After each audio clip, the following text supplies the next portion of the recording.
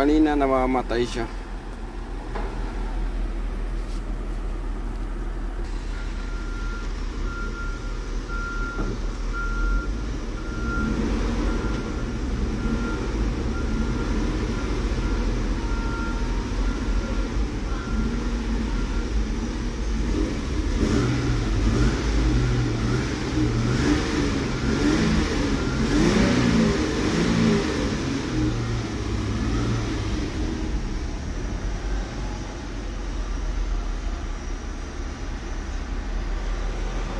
So kanina bumabagsak talaga yan, mamamatay. So ngayon stable na siya.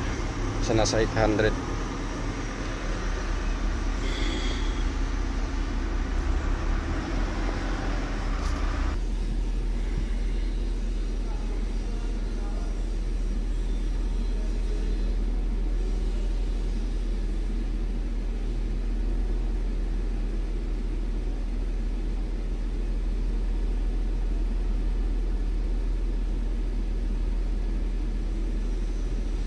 So okay na, normal na lahat yan.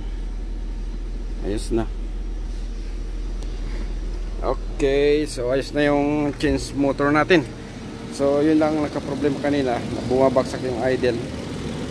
So ngayon okay na siya.